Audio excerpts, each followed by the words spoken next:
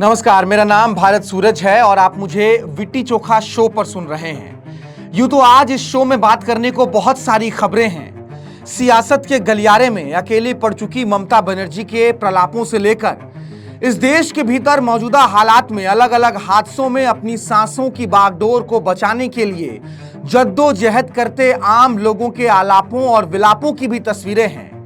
वो तस्वीरें तो आपने देखी ही होंगी कि कैसे 3 जून को राजधानी दिल्ली के मालवीय नगर इलाके में एक होटल के भीतर आग लग जाती है, 21 जान चली जाती है, कई विदेशी नागरिक मारे जाते हैं और कुछ परिवार ऐसे भी टूट जाते हैं कि उस परिवार में अब एक बूढ़े बीमार पिता के अलावा कोई नहीं बचे हैं। लेकिन आज इन तमाम खबरों और तस्वीरों पर बात करने के साथ साथ एक सवाल के जवाब पर आपसे बात करने आया हूं। वो सवाल जो मुझसे किसी ने पूछा कि क्या हो गया कि देश में पेपर लीक हो गया, इस पर बच्चे को आत्महत्या तो नहीं करनी चाहिए, क्योंकि आत्महत्या बड़ी चीज होती है।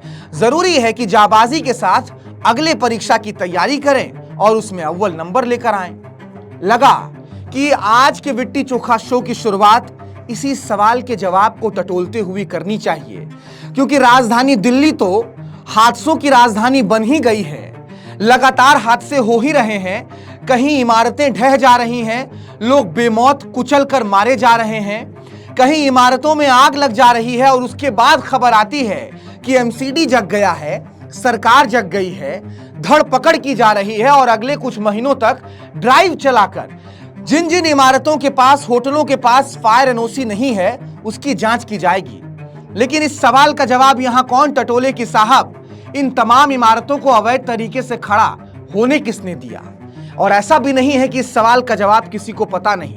आप और हम सब जानते हैं कि कैसे दिल्ली के भीतर एक संगठित गिरोह के माध्यम से तमाम ये ऐसे अवैध इमारत खड़े हो रहे हैं और अफसरों और नेताओं के जेब भरे जा रहे हैं। लेकिन वापस से उसी सवाल पर लौटते हैं जिस सवाल पर मैंने आपको कहा कि आज बातचीत होगी, कि आखिर इस देश के भीतर जो बच्चे हैं, जो अभ्यर्थी हैं, जो कैंडिडेट्स हैं, वो इतने क्यों परेशान हो जा रहे हैं कि एक पेपर लीक के बाद आत्महत्या कर ले रहे हैं। ये सवाल जरूरी है। वैसे सही बात है कि जिस देश में नेताओं से लेकर अफसरों तक के बच्चों ने कभी अपने माँ बाप को अपनी पढ़ाई के लिए लोन लेते हुए नहीं देखा हो, उस देश में बहुत सारे लोगों को यह सुनकर तो आश्चर्य ही होगा कि कैसे कोई छात्र या छात्रा सिर्फ किसी परीक्षा के पेपर लीक हो जाने से ही फांसी के फंदे पर झूल सकता है।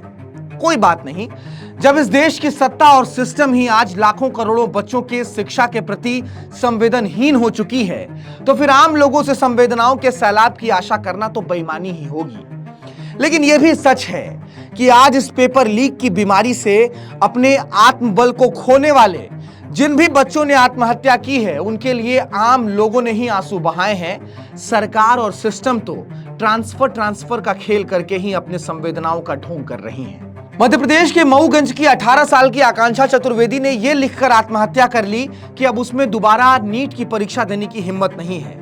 नागपुर के एक कोचिंग सेंटर में रहकर नीट की तैयारी करने वाली आकांक्षा के हॉस्टल से जो सुसाइड नोट मिला है, उसमें लिखा है कि उसे इस नीट की परीक्षा में बेहतर नतीजों की उम्मीद थी, लेकिन पेपर लीक हो जाने के बाद उसकी उम्मीद अब अवसाद में बदल चुकी है। क्या इस देश के शिक्षा मंत्री धर्मेंद्र प्रधान और इस देश के प्रधानमंत्री नरेंद्र मोदी तक आप आकांक्षा का ये सुसाइड लेटर पहुंचा सकते हैं, जिसमें आकांक्षा ने लिखा है कि मम्मी पापा, आपका मुझ पर भरोसा था कि मेरी बेटी पढ़ लिख कर डॉक्टर बन जाएगी, पर दोबारा नीट देने की हिम्मत नहीं है। पहले नीट के पेपर में मेरे अच्छे मार्क्स आ रहे थे, पर दोबारा पेपर अच्छा जाए इसकी क्या गारंटी? सॉरी मम्मी पापा, मैंने सब बर्बाद कर दिया आप दोनों का। इस देश के बच्चे अपने माँ बाप को सॉरी बोलकर फांसी के फंदे पर झूल रहे हैं, लेकिन जो असल गुनहगार हैं इन बच्चों के, वो क्या कर रहे हैं पता है आपको? वो अपनी हूटर लगी गाड़ियों से शिक्षा मंत्रालय पहुंच रहे हैं और गद्देदार सोफा कुर्सी पर बैठकर ट्वीट कर रहे हैं। पीएम मोदी को तेजस्वी, ओजस्वी और यशस्वी बताते हुए उड़ीसा के कोस्टल हाईवे प्रोजेक्ट की नुमाइश कर रहे हैं। इधर अलग अलग हॉस्टल में छात्र छात्राएं नीट की परीक्षा लीक होने के बाद आत्महत्याएं कर रही हैं, लेकिन इन बच्चों के जो असल गुनहगार हैं, वो अलग अलग महापुरुषों की मृत्यु पर ट्विटर पर शोक संवेदनाएं व्यक्त कर रहे हैं। बात अकेली आकांक्षा की भी नहीं है। नीट पेपर लीक होने के बाद से अब तक 6 से ज्यादा बच्चों ने अवसाद की वजह से आत्महत्या की है। लेकिन क्या आपने किसी भी मौके पर इस देश के शिक्षा मंत्री धर्मेंद्र प्रधान या फिर प्रधानमंत्री नरेंद्र मोदी को मीडिया के सामने या फिर मन की बात में ही यह कहते हुए सुना है कि देश के बच्चों से वो अपील कर रहे हों कि आप धैर्य रखिए, संयम रखिए, हमसे गलती हुई है, हमारी गलती है ये कि हम आपकी उम्मीदों पर खरे नहीं उतर पाए हैं, लेकिन गारंटी है कि आने वाले समय में अब कोई परीक्षा का पेपर लीक नहीं होगा। कहीं नहीं सुना होगा आपने। और यही दिक्कत है इस देश की। मसला सिर्फ नीट का नहीं है। अभी सीबीएसई के 12वीं के जो नतीजे आए हैं उसके बाद जो बवाल खड़ा हुआ है उसको लेकर भी आपने सरकार की कितनी गंभीरता देखी। ओएसएम की गड़बड़ियों को लेकर सीबीएसई के 12वीं के छात्र खुलासे कर रहे हैं।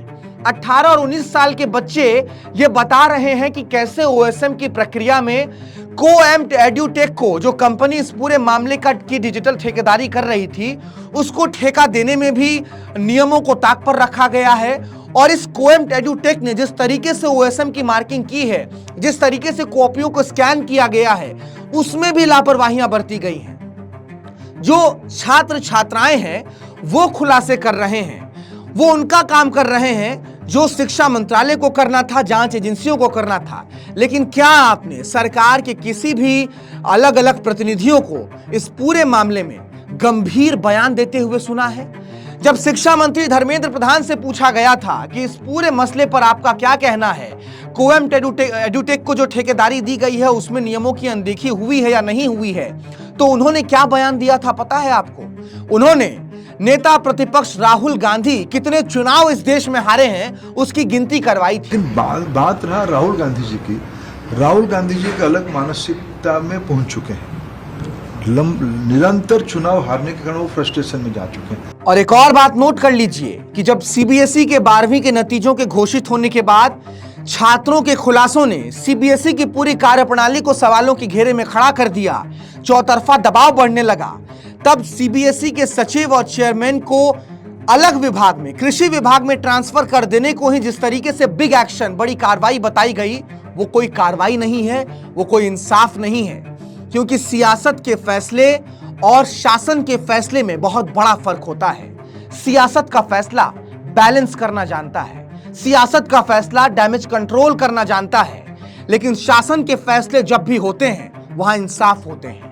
सीबीएसई के मामले में शासन का फैसला तो यही होना चाहिए था कि शिक्षा मंत्री धर्मेंद्र प्रधान से उनका मंत्रालय वापस लिया जाता और पीएमओ की तरफ से उनको हिदायत दी जाती कि वो अपने उन तमाम अधिकारियों के साथ सार्वजनिक मंच पर आए, मीडिया के सामने इस देश के हजारों लाखों बच्चे और उनके अभिभावकों से करबद्ध होकर ये माफी मांगे कि हाँ, हमसे गलती हुई, हमने आपके भविष्य को कटघरे में खड़ा कर दिया। लेकिन ऐसा कुछ भी नहीं हुआ। सीबीएसई के 2 बड़े अधिकारियों को निलंबित भी नहीं किया गया, ट्रांसफर कर दिया गया। ये ट्रांसफर का खेल सियासत का खेल होता है, शासन का फैसला ऐसा नहीं होता। लेकिन अब इससे आगे बढ़ते हैं। सीबीएसई को लेकर, नीट मसले को लेकर और देश भर के अलग अलग हिस्सों में जो पेपर लीक होते रहते हैं उसको लेकर जब इस देश के विपक्षी पार्टी का छात्र गुट, छात्र संगठन सड़कों पर है तो उसके साथ कैसा बर्ताव किया जा रहा है। याद कर लीजिए, जब से नीट पेपर लीक का मामला सामने आया, सीबीएसई 12वीं के नतीजों के बाद जब गड़बड़ियां सामने आई तो कांग्रेस पार्टी के जो यूथ विंग है, इंडियन यूथ कांग्रेस और एनएसयूआई ने सड़कों को भर दिया। एनएसयूआई और इंडियन यूथ कांग्रेस के तमाम कार्यकर्ता कन्याकुमारी से लेकर कश्मीर तक हर एक छोटे बड़े शहर में प्रदर्शन करते नजर आए हैं, अपनी आवाज, छात्रों के हक की आवाज को बुलंद करते नजर आए हैं। फिर चाहे उनके ऊपर लाठियां बरसी हों या फिर पानी के फव्वारे लगे हों, वो हिले नहीं हैं। उन्होंने यही सवाल पूछा है जो सवाल आज इस देश का हर एक बच्चा पूछ रहा है कि कब तक इस देश की शिक्षा व्यवस्था के साथ इस तरीके से धांधली की जाती रहेगी, कब तक इस देश के बच्चों के भविष्य के साथ खिलवाड़ किया जाता रहेगा। लेकिन आप छत्तीसगढ़ चलिए, बिलासपुर चलिए, एनएसयूआई के जो राष्ट्रीय अध्यक्ष हैं विनोद जाखड़, उनके नेतृत्व में यहां पर छात्र प्रदर्शन करने के लिए सड़कों पर उतरते हैं। लेकिन अचानक से ही पुलिस को कानून व्यवस्था के बिगड़ने की इतनी चिंता हो जाती है कि बेरहमी से इन कार्यकर्ताओं को लाठियों से पीटा जाता है, विधायकों के कुर्ते पैजामे को फाड़ा जाता है, उनके साथ बदसलूकी होती है। क्यों? क्योंकि ये छात्रों और बच्चों के हित की बात कर रहे हैं। बहुत जरूरी है कि आज इन तमाम राज्य सरकारों की पुलिस से भी यह सवाल पूछा जाए कि जब बच्चे सड़क पर हैं, जब बच्चों की हक को लेकर कोई पार्टी का संगठन सड़क पर है, तो उनके साथ इतनी बर्बरता क्यों? यह सवाल यहीं खत्म नहीं होता है। शिक्षा से जुड़ा हुआ एक और मसला है जो बिहार में चल रहा है, इसलिए आप बिहार भी चलिए। बिहार की राजधानी पटना में एक जगह है मुसल्लहपुर हाट। यह जगह यहां रह रहे छात्रों से ही आबाद है, क्योंकि अगर छात्रों को और उनको सरकारी नौकरी देने का दावा करने वाले अलग अलग कोचिंग संस्थानों को छोड़ दे तो यहां आपको गंदगी के अलावा कुछ नहीं मिलेगा। लेकिन यह मुसल्लहपुर हाट अब फिर से सवालों और बवालों के घेरे में है, क्योंकि यहां पर दो कोचिंग संस्थान आपस में भिड़ गए हैं और इन कोचिंग संस्थानों के भिड़ने से तमाम छात्र भी सड़क पर उतरे हुए हैं। लेकिन इन छात्रों को यह भी नहीं पता है कि कौन से मास्टर सही हैं और कौन से मास्टर गलत। मामला तो आपको मालूम होगा, खान कोचिंग सेंटर के बाहर गोलीबारी की खबर थी, ताबड़तोड़ जो है वो पत्थरबाजी भी हुई थी। बीते दिनों 2 जून की यह घटना है जब खान सर बहुत प्रचलित हैं, सुप्रसिद्ध हैं, उन्होंने दावा किया था कि ज्ञान बिंदु कोचिंग सेंटर के लोगों ने उनके कोचिंग सेंटर के बाहर तोड़फोड़ की और उनके जो गार्ड हैं उनको पीट कर लहूलुहान कर दिया। और उन्होंने दावा यह भी किया कि गोलीबारी भी हुई है। पटना पुलिस पहुंचती है और पटना पुलिस कहती है कि कोई गोलीबारी की खबर नहीं है, फायरिंग नहीं हुई है। इसी बीच खान सर यह भी दावा करते हैं कि 8 से 10 राउंड गोली चलते तो उन्होंने देखा है, लेकिन पटना पुलिस अपने बयान पर कायम रहती है। इसकी अगली सुबह की तस्वीर देखने लायक थी। लग रहा था कि मुसल्लहपुर हाट ना हो, लियारी हो गया हो। तमाम बच्चे सड़क पर थे, खान सर जिंदाबाद के नारे लगा रहे थे और ये कह रहे थे कि खान सर आदेश दे दें, हम खुद ज्ञान बिंदु कोचिंग सेंटर के मालिक और उनके लोगों को पीट पीट कर इंसाफ कर देंगे। ये पढ़ाई चल रही है मुसल्लहपुर हाट में। लेकिन इस पूरे मामले में अब एक नया ट्विस्ट है। ट्विस्ट ये है कि सोशल मीडिया पर एक वीडियो वायरल है, जिस वीडियो में 2 लोग फायरिंग करते नजर आ रहे हैं। आरोप यह लगाया जा रहा है कि ये दोनों ही लोग खान सर के निजी बॉडीगार्ड हैं और इन्होंने ही फायरिंग की है। जब आरोप को लेकर विवाद गहराया, सोशल मीडिया पर हल्ला मचा, तो पटना पुलिस ने इन दोनों लोगों को हिरासत में लिया है। लेकिन जब इसी मसले पर बवाल हुआ था कि खान सर के कोचिंग सेंटर के बाहर हाथापाई हुई है, पत्थरबाजी हुई है, तो ज्ञान बिंदु कोचिंग सेंटर के जो डायरेक्टर हैं रोशन आनंद और उनके 2 सहयोगी सीधे उनको ही गिरफ्तार कर लिया गया, ये कहते हुए कि ज्ञान बिंदु कोचिंग के डायरेक्टर के कहने पर ही इन लोगों ने खान कोचिंग सेंटर के बाहर हुड़दंगई की है।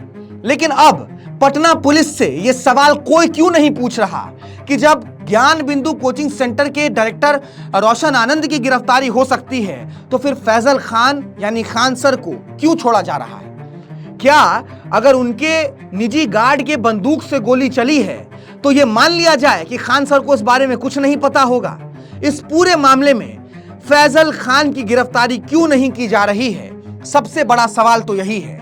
लेकिन सवाल इससे भी बड़ा है कि पटना के भीतर, बिहार के भीतर सरकारी नौकरी का लड्डू बांटने वाले ये तमाम शिक्षक आखिर शिक्षा की आड़ में कौन सा माफिया तंत्र चला रहे हैं? क्या शिक्षकों के हाथ में गोली बंदूक दिखती है? क्या शिक्षकों की जुबान ऐसी होती है कि वो किसी के घर की महिलाओं के प्रति आपत्तिजनक टिप्पणी करते फिरे? क्या शिक्षक माफिया के रंग में रंगे नजर आ सकते हैं? ये सवाल तो होना चाहिए, और सवाल सबसे बड़ा पटना पुलिस से होना चाहिए कि आखिर वो फैजल खान की गिरफ्तारी क्यों नहीं कर रहे हैं। लिट्टी चोखा शो में फिलहाल आज के लिए इतना ही। शिक्षा, परीक्षा और सरकार की निष्क्रियता से जुड़े हुए इन तमाम मसलों पर आप क्या कुछ सोचते हैं, आप क्या राय रखते हैं, कमेंट बॉक्स में जरूर बताइएगा। बाकी फिर मुलाकात होगी, तब तक के लिए नमस्कार।